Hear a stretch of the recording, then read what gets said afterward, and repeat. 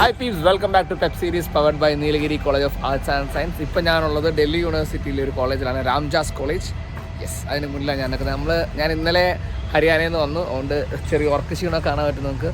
ഇപ്പോൾ ഞാൻ രാംജാസിലുള്ളത്. രാംജാസിനെ പറ്റി പറയുകയാണെങ്കിൽ ഡൽഹി യൂണിവേഴ്സിറ്റി എസ്റ്റാബ്ലിഷ് ആയ സമയത്ത് ഏകദേശം 4 കോളേജുകളാണ് ഡൽഹി യൂണിവേഴ്സിറ്റി അണ്ടറിൽ വന്നിരുന്നത്. ഒന്ന് ജാക്കിർ ഹുസൈൻ കോളേജ്, പിന്നെ ഒന്ന് ഹിന്ദു കോളേജ്. ജാക്കിർ ഹുസൈൻ കോളേജ് ആദ്യം ഡൽഹി കോളേജ് എന്ന് പറഞ്ഞുകൊണ്ടിരുന്നത്, പിന്നെ ഹിന്ദു കോളേജ്, അതുപോലെ സെൻറ്റ് സ്റ്റീഫൻസ്, പിന്നെ രാംജാസ്. ഇങ്ങനെ 4 കോളേജുകളാണ് ഡൽഹി യൂണിവേഴ്സിറ്റി എസ്റ്റാബ്ലിഷ് ആയ സമയത്ത്, അതായത് 1922 അതിൻ്റെ അണ്ടറിൽ വന്നിരുന്നത്. അതിനു മുമ്പ് ഈ 4 കോളേജും പഞ്ചാബ് യൂണിവേഴ്സിറ്റീൻ്റെ അണ്ടറിലായിരുന്നുണ്ടായിരുന്നു. അങ്ങനെ നോക്കുകയാണെങ്കിൽ വൺ ഓഫ് ദ ഓൾഡസ്റ്റ്, അതായത് 1917 ഈ കോളേജ് സ്ഥാപിച്ചത്.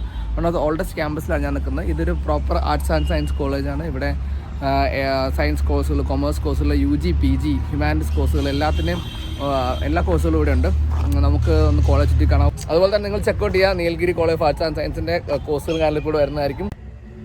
So welcome back to pep series powered by Nilgiri college of arts and science. നമുക്ക് രാംജാസ് കോളേജിൻ്റെ കുറച്ച് വിഷ്വൽസ് ആണ്.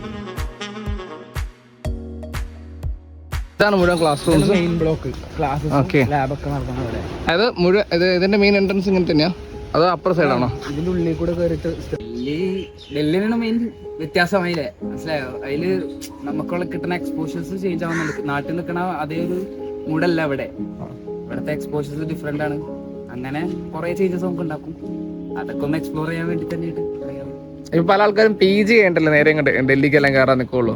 എന്തുകൊണ്ടാണ് നേരെ ഡിഗ്രി കഴിഞ്ഞപാടെ, ഒരു +2 കഴിഞ്ഞപാടെ ചാടി കയറാന്ന് വിചാരിച്ചത്? അത്ര പെട്ടെന്ന് ഇങ്ങോട്ട് വരുമ്പോ ഡിഗ്രി ആകുമ്പോ 3 വർഷം ഉണ്ടല്ലോ, PGക്ക് 2 വർഷമല്ലേ ഉള്ളൂ. പിന്നെ PG ആകുമ്പത്തിന് കുറച്ചും കൂടി നമ്മ റെസ്പോൺസിബിൾ ആവേണ്ട ടൈമായി. ഡിഗ്രി ആകുമ്പോ കളിച്ചടന്ന് കാണാലോ. അത് രാംജാസ് സെലക്ട് ചെയ്ത് തന്നെയാണോ അതോ? രാംജാസ് സെലക്ട് ചെയ്തു. നമുക്ക് ഓപ്ഷനിൽ വന്നിരുന്നു, പിന്നെ ഇതില് കിട്ടി, വീട് കയറി. ഇപ്പൊ ഓരോ സ്ഥലത്ത് ചെല്ലുമ്പോൾ ഓരോ കുട്ടികൾ ഓരോ എക്സ്പോഷറിനെ പറ്റി പറയുന്നുണ്ട്. എത്രത്തോളം അത് എക്സ്പീരിയൻസ് ചെയ്യാൻ പറ്റുന്നുണ്ട്? അതായത് ഇപ്പൊ എല്ലാവരും എക്സ്പോഷർ എന്ന് വെറുതെ പറയുന്നത്. എന്താണ് അതിന്റെ ഒരു ചേഞ്ച് കൃത്യമായിട്ട് മനസ്സിലാവുന്നത്? ചേഞ്ചസ് ലൈക്ക് നാട്ടിൽ നമുക്ക് എത്ര മണി വരെ ഉണ്ടാവും? നമുക്ക് ഒരു കടയൊക്കെ മാക്സിമം പോയ ഒരു 10 മണി, ഇവിടെ 10-12 മണി വരെ ഒരു നൈറ്റ് ലൈഫ് ഉണ്ടാവും. അങ്ങനെ കുറെ വ്യത്യാസങ്ങളുണ്ട്. നാടിനെ വെച്ച് നോക്കുമ്പോൾ കുറെ വ്യത്യാസങ്ങളും കുറെ ഡിഫറൻസസ് ഉണ്ട്. ഇപ്പൊ നാട്ടിൽ നമ്മൾ ഡിഗ്രി ചെയ്യുകയാണെങ്കിൽ നമുക്ക് കൂടുതൽ മലയാളികൾ മാത്രമേ ഉണ്ടാവുള്ളൂ.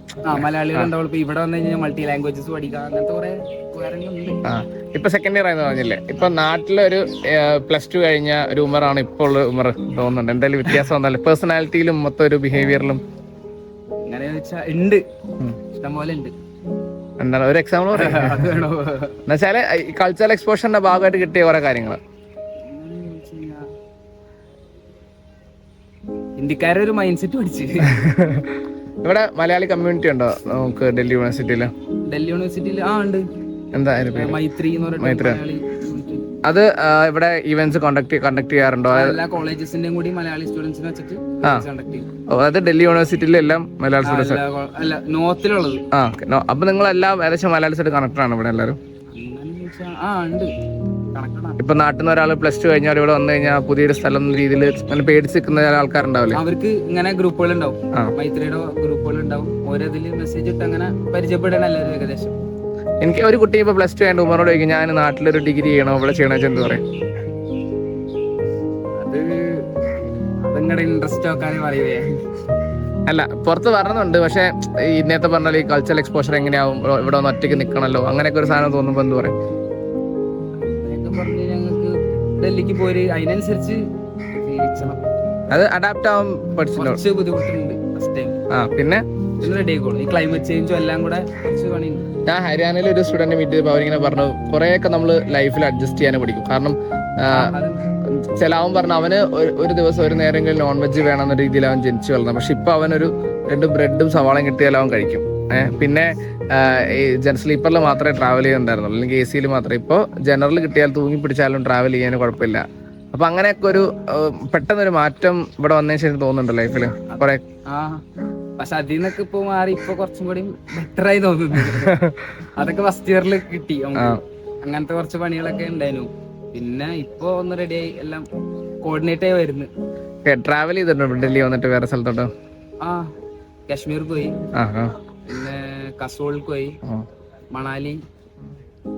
അതൊക്കെ ഇപ്പൊ നാട്ടിൽ നിന്ന് നമ്മൾ പറഞ്ഞെങ്കിൽ നല്ല ചിലവാവില്ല ഇവിടെ പറഞ്ഞെങ്കിൽ. ഇവിടെ ഇപ്പൊ 2 ദിവസം വെക്കേഷൻ ഉണ്ടെങ്കിൽ നമുക്ക് അങ്ങോട്ട് പോയി വരാം. ശരി ശനി ഞായറും കാസർഗോഡ് വേണമെങ്കിൽ നമുക്ക് 2 ദിവസം പോയി വരാം. കശ്മീരൊക്കെ ഒരാഴ്ച.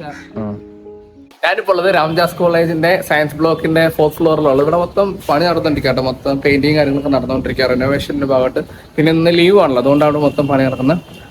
ഈ സയൻസ് ബ്ലോക്കിലാണെങ്കിൽ കൂടുതൽ സയൻസ് കോഴ്സുകൾ, BA പ്രോഗ്രാം, ഓണേഴ്സ് പ്രോഗ്രാം ഉള്ള maths, humanities, zoology, physics, botany, chemistry, life science കോഴ്സുകളൊക്കെ ഇവിടെയുള്ളൂ. ഇതിൻ്റെയൊക്കെ PG കോഴ്സുകൾ ഇവിടെ തന്നെയുണ്ട്. എനിക്ക് വന്നത് ഇപ്പം നാട്ടിൽ നിന്ന് +2 കഴിഞ്ഞിട്ട് ഡിഗ്രി ചെയ്യാൻ വരുന്ന സ്റ്റുഡൻസൊക്കെ ഡൽഹി യൂണിവേഴ്സിറ്റി ചൂസ് ചെയ്യാൻ കാണുന്ന അവിടുത്തെ UG പ്രോഗ്രാംസ് ഒക്കെ എപ്പോഴും അടിപൊളിയാക്കും. ഇപ്പോൾ നമ്മൾ പരിചയപ്പെട്ട ഉമർ തന്നെ +2 കഴിഞ്ഞിട്ട് നേരെ BA, അതായത് ഡിഗ്രി ചെയ്യാൻ വേണ്ടിയാണ് ഇങ്ങോട്ട് വന്നേക്കുന്നത്. കൂടുതൽ കുട്ടികൾ സെലക്ട് ചെയ്ത എക്സ്പോഷറാണ്. ഞാനിപ്പം നമ്മളെല്ലാ വീട്ടിലും എക്സ്പോഷർ എന്ന് പറയുന്നുണ്ട്. അപ്പോൾ നിങ്ങൾക്ക് തോന്നുന്നുണ്ട് എക്സ്പോഷർ ഭയങ്കര ഓവർ റേറ്റഡ് വേർഡ് പോലെ തോന്നുന്നു. അത് ശരിയാണ്. ശരിക്കും പറഞ്ഞാൽ നമ്മൾ നാട്ടിൽ പഠിക്കുമ്പോൾ നമ്മുടെ അവിടെയുള്ള ആൾക്കാർ നമുക്ക് ലിമിറ്റാണല്ലോ. നമുക്ക് അറിയാവുന്ന ആൾക്കാരായിരിക്കാം, അല്ലെങ്കിൽ നമുക്ക് അറിയാവുന്ന ഭാഗത്ത് നിന്ന് വരുന്ന ആൾക്കാരായിരിക്കാം. അതിന് പുറമെ ഇവിടെ നോർത്തിലേക്ക് അല്ലെങ്കിൽ സെൻട്രൽ ഡൽഹിയിലേക്ക് വന്നു കഴിയുമ്പോൾ പല ഭാഗത്തുനിന്ന് പല സ്റ്റേറ്റ്, അത് അടിയും മുതൽ കേരളം, തമിഴ്നാട്, കർണാടക മുതൽ അങ്ങ് കശ്മീർ വല്ല സ്റ്റുഡൻസ് നമ്മുടെ ക്ലാസ്മേറ്റ്സ് ഉണ്ടാവും. അപ്പോൾ നമുക്കതൊരു ശരിക്കും പറഞ്ഞാൽ ആദ്യം കൾച്ചറൽ ഷോക്ക് ഉണ്ട്, പിന്നെ കൾച്ചറൽ എക്സ്പോഷർ തന്നെ ഉണ്ട്. ഓരോ നാട്ടിലെങ്ങനെയാണ്. ഇപ്പം ഞാൻ തന്നെ പഞ്ചാബിൽ പഠിച്ചു വന്നിട്ട് എനിക്ക് കുറേ ഫെസ്റ്റിവലിനെ പറ്റി, ലോഹരിയിലൊക്കെ ഫെസ്റ്റിവലിനെ പറ്റി അറിയാൻ പറ്റിയിരുന്നു. ഹോളിക്ക് തലേദിവസമുണ്ട്, സാധനമുണ്ട്. അത് ഹോളി എത്ര ഭയങ്കര വലിയതായിട്ട് ആഘോഷിക്കുന്നത്. അങ്ങനെ ചില കാര്യങ്ങളൊക്കെ നമ്മൾ ഇവിടെ വരുമ്പോൾ പഠിക്കുക, ടെക്സ്റ്റ് ബുക്കിൽ നിന്ന് കിട്ടാത്ത കുറേ കാര്യങ്ങളൊക്കെ. അപ്പോൾ ശരിക്കും അത് എക്സ്പീരിയൻസ് ചെയ്തിട്ടേ നമുക്ക്, അതാണ് എക്സ്പോഷർ ഉദ്ദേശിക്കുന്നത്. നമ്മൾ ചിലപ്പോൾ നമ്മുടെ ട്രൂ സെൽഫൊക്കെ അറിയാൻ പറ്റും, നമുക്ക് നമ്മുടെ പൊട്ടൻഷ്യൽ, നമ്മൾ ചില സമയത്ത് നമുക്ക് വിത്ത്സ്റ്റാൻഡ് ചെയ്യാൻ പറ്റുമെന്ന് ആലോചിക്കും. പക്ഷെ നമ്മൾ അതും സർവൈവ് ചെയ്ത് പുറത്ത് വരും. നേരത്തെ നമ്മൾ ഹരിയാനയിൽ സംസാരിച്ചപ്പോൾ അവിടുത്തെ ഒരു സ്റ്റുഡൻറ്റ് പറഞ്ഞ പോലെ അവനൊരു ഡെയിലി ഒരു നോൺ വെജ് ഇല്ലാതെ കഴിക്കാൻ പറ്റാത്ത അവനിപ്പോൾ ഒരു ബ്രെഡും സവാളയും കിട്ടി അവൻ കഴിക്കും. അപ്പോൾ അതൊക്കെ ഒരു സർവൈവൽ സ്കില്ലാണ് എന്ന് കരുതി ഇവിടെ വന്ന് നിങ്ങൾ ബ്രെഡ് സവാള എല്ലാം കിട്ടാന്നല്ല പറഞ്ഞത്. അതായത് നിങ്ങൾ കംഫർട്ട്സ് കൊണ്ട് പുറത്ത് വരുമ്പോൾ നമുക്ക് നമ്മുടെ ലൈഫ് നമുക്ക് കുറച്ചുകൂടി മുന്നോട്ട് കാണാൻ പറ്റുള്ളൂ. ഞാനിപ്പോൾ ഒരു കോളേജിൽ വന്നിട്ടുള്ളൂ. നമുക്കൊന്ന് ലീവ് ആയതുകൊണ്ടും അങ്ങോട്ട് അധികം കോളേജ് പെർമിഷനൊന്നും ഇല്ല. ഇവിടെ നമുക്ക് രാംജാസ് കോളേജ് ചോദിച്ചപ്പോൾ അവർ കുഴപ്പമില്ല എടുത്തോളാൻ പറഞ്ഞു. അങ്ങനെ നമ്മൾ വന്നേക്കുന്നത്. ഇതാണ് കോളേജിൻ്റെ അക്കാഡമിക് ബ്ലോക്ക്. അവിടുത്തെ ഈ കാണുന്ന അവിടുത്തെ ഓഡിറ്റോറിയം സോളാർ പാനലൊക്കെ ഇട്ടേക്കുന്നത്. ഇത് ഇവിടുത്തെ ഒരു UG ക്ലാസ് റൂമാണ് നിങ്ങൾ കാണുന്നത്. ഏകദേശം 60 ഒക്കെയാണ് സ്ട്രെങ്ത് വരിക UGൻ്റെ. സോ ഇതിന് പുറമെ പിന്നെ ആർട്സിൽ വരികയാണെങ്കിൽ ഇംഗ്ലീഷ് ഉണ്ട്, ഹിസ്റ്ററി ഉണ്ട്, political science, music, languages, Sanskrit, അങ്ങനെ ആർട്സ് കോഴ്സുകളും. പിന്നെ BCom കൊമേഴ്സിൽ വരുന്ന എനിക്ക് BTech ഒഴികെ എല്ലാ കോഴ്സുകളും ഇവിടെ ഉണ്ട്. അതെനിക്ക് കുറച്ചുകൂടി ഇതായിട്ട് തോന്നിയത് അതിൻ്റെ PG കോഴ്സുകൾ ഇവിടെ അവൈലബിൾ ആണ്. അതായത് ടൗൺ എവിടെയാണ് ടൗൺ നിങ്ങൾ മതിൽ കാണുന്നുണ്ടോ? അത് ആ റോഡിൻ്റെ അപ്പുറത്തെ ടൗൺ ആണ്. അതാണ് മെയിൻ ടൗൺ. അതിൻ്റെ അപ്പുറത്ത് തന്നെയാണ് ഹിന്ദു കോളേജ് വരുന്നത്, ഞാൻ നേരത്തെ പറഞ്ഞ പോലെ. സോ ഇത് നോർത്ത് ക്യാമ്പസ് ആണ്. ഇത് രാംജാസ് കോളേജിൻ്റെ ക്യാൻറ്റീൻ.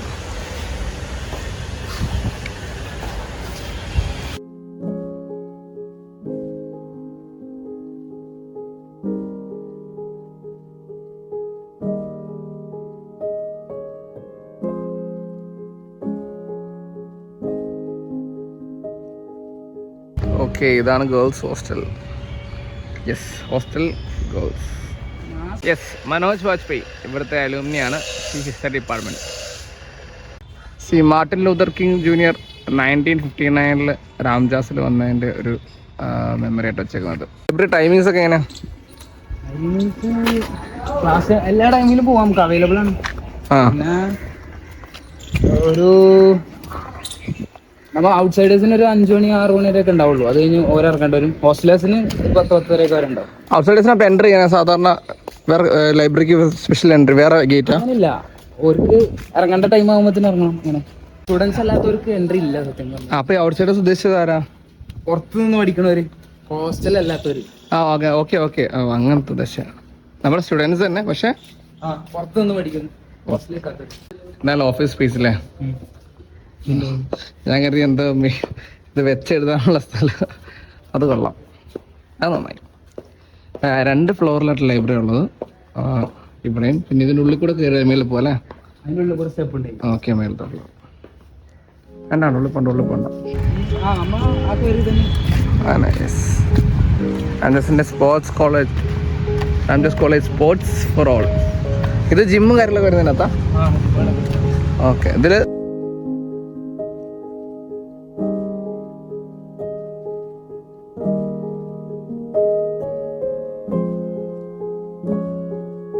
ഇതാണ് സെൻറ്റ് സ്റ്റീഫൻസ് കോളേജ്. നേരത്തെ പറഞ്ഞ കോളേജിലെ ഒരു കോളേജാണ് സെൻറ്റ് സ്റ്റീഫൻസ്. ഇത് അടുത്ത് തന്നെയാണ് അതിൻ്റെ.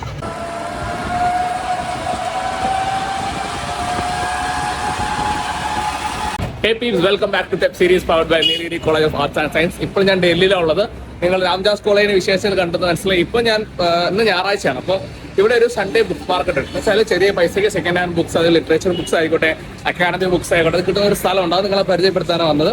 ദരിയാഗഞ്ച് എന്ന് പറഞ്ഞ സ്ഥലത്താണുള്ളത്. അവിടെ മഹിളാ ഹട്ട്, അതായത് നമ്മൾ മെട്രോ വരുമ്പം വയലറ്റ് ലൈനിൽ വരാം. വയലറ്റ് ലൈനിൽ കയറിയിട്ട് ഡൽഹി സിറ്റി ഇറങ്ങിയിട്ട് കുറച്ച് നടക്കാനുള്ളൂ, 5 മിനിറ്റ് നടക്കാനുള്ളൂ. അവിടെ ബാക്കിലാണ് മെട്രോ. ഞാൻ മുമ്പോട്ട് നടക്കാം. ഒരുപാട് ആൾക്കാർ ബുക്ക് ഇങ്ങനെ തൂക്കിക്കൊണ്ട് പോകുന്നുണ്ട്.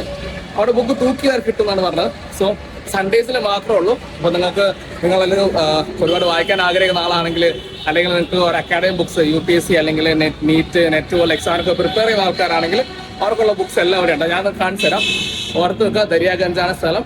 നമുക്ക് പോകേണ്ട മഹിളാ ഹട്ടിലേക്ക്, ഡൽഹി ഗേറ്റ് പറ്റും. Okay, so welcome back to web series powered by Nilgiri college of arts and science. Let's go.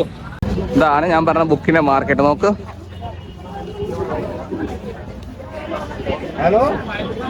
ഇത് സൺഡേസിൽ മാത്രമേ ഉള്ളൂ. ആളുകളൊക്കെ ബുക്ക് മേടിക്കുന്നുണ്ട്. അവിടെ ഇങ്ങനെ നമ്മൾ നോക്കി മേടിക്കാം. ചില സെക്കൻഡ് ഹാൻഡ് ബുക്സാണ് കൂടുതൽ ഉണ്ടാവുക.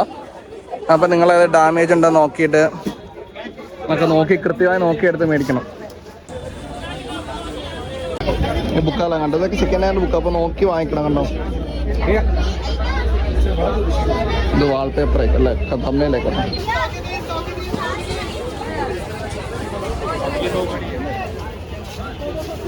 നമ്മള് ഡ്രസ്സിന്റെ സരോജിനി മാർക്കറ്റൊക്കെ പോലെ തന്നെയാണ് ഇവിടെ ഫുഡിന്റെ ജമാമസയൊക്കെ പോലെ. ഇതുണ്ടോ, മുഴുവൻ ഇങ്ങനെ നമ്മള് വെജിറ്റബിൾ മാർക്കറ്റിലൊക്കെ ചെന്നൊരു ഫീലാണ്. അതായത് പക്ഷെ ബുക്സ് ആണെല്ലാം നല്ല തിരക്കുണ്ട്. അവളൊക്കെ ഓരോ ബുക്ക് നോക്കി അതിന്റെ ക്വാളിറ്റി നോക്കി തന്നെ സെലക്ട് ചെയ്യും. നമുക്കിവിടെ ബാർഗെയിൻ വരെ ചെയ്യാം. ഏത് ബുക്സ് ബാർഗെയിൻ ചെയ്ത് മേടിക്കാം. ചേട്ടൻ എന്താ പറഞ്ഞാൽ, ഈ കിടക്കുന്ന ബുക്കുകൾക്കെല്ലാം 50 രൂപ മാത്രമേ ഉള്ളൂ. വെറും 50 രൂപ. നമ്മൾ നോക്കി എടുത്താൽ മതി, വേറെ ഒരു കുഴപ്പമില്ല. ഇവിടെ എല്ലാ ആൾക്കാരൊക്കെ ഇങ്ങനെ ഓരോ ബുക്കും നോക്കി എടുക്കും. നല്ല രസമുള്ളതാണ് സ്ഥലം. ബുക്ക് എല്ലാവർക്കും അറിയാൻ നോക്കല്ലേ. ഇതുണ്ടോ, ഇറ്റ് സ്റ്റാർട്ട് വിത്ത് അസ് എന്നുള്ള. ഇതിന് 90 രൂപയുള്ളൂ, 90 റുപ്പീസ്.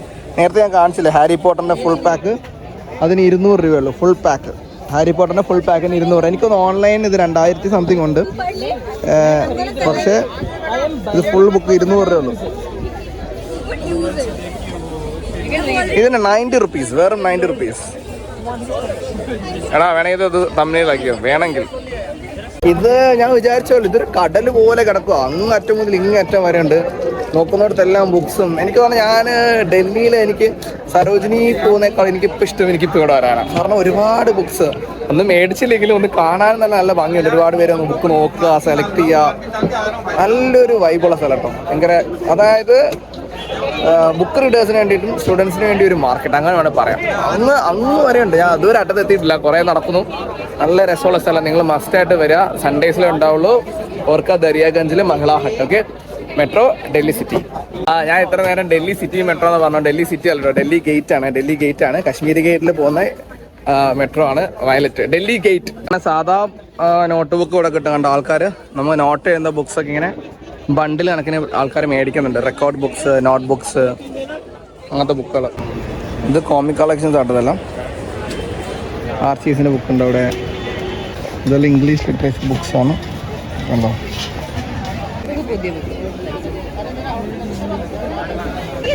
ശശി തരൂരിന്റെ ബുക്സ്.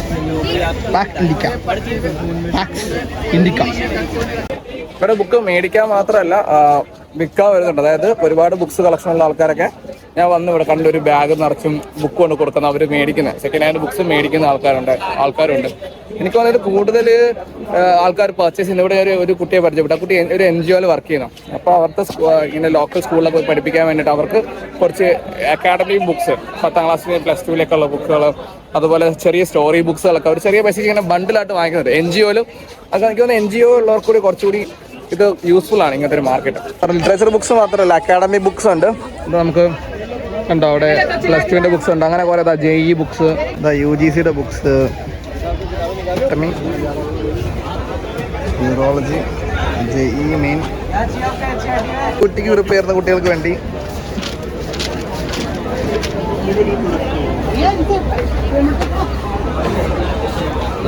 ബുക്കിന് 50, 90, 100, 150 പറഞ്ഞാൽ നമുക്കത് ബാർഗെയിൻ ചെയ്യാം കേട്ടോ. നമ്മുടെ സ്കില്ല് പോലെ ഇരിക്കും ബാർഗെയിൻ ചെയ്യുന്നത്. കുറേ ബുക്ക് എടുത്താൽ പിന്നെ കുറയും. സോ ഞാനിവിടെ നിന്ന് ഇറങ്ങി, നമ്മുടെ മഹിളാ ഹാട്ടിൽ നിന്ന് ഇറങ്ങി. ഞാൻ 2 ബുക്ക്, കുറേ ബുക്ക് നോക്കി. പ്രശ്നം എന്താ വെച്ചാൽ ഒരുപാട് ബുക്ക് വാങ്ങിക്കാൻ തോന്നും. ഞാനൊരു അങ്ങനെ റീഡർ അല്ലെങ്കിൽ പോലും കുറേ ഫ്രണ്ട്സിനെ വിളിച്ച് ഏത് ബുക്ക് വേണമെന്നൊക്കെ ചോദിച്ച് അങ്ങനെ നമുക്ക് മേടിച്ച് കൊടുക്കാൻ തോന്നും. ഒരുപാട് ബുക്ക് കളക്ഷൻ ഉണ്ട്. അപ്പോൾ ഞാൻ 2 എണ്ണം മേടിച്ചു. ഒന്ന് ഒരു ഫിക്ഷൻ, നോൺ ഫിക്ഷൻ ഇക്കിഗായി മേടിച്ചു. പിന്നെ ഫോക്കസ് ഓൺ വാട്ട് മാറ്റേഴ്സ്, അങ്ങനെ ഒരു ബുക്ക് വാങ്ങിച്ചിട്ടുണ്ട്. ഞാൻ ഇവിടെ നിന്ന് ഇറങ്ങാൻ.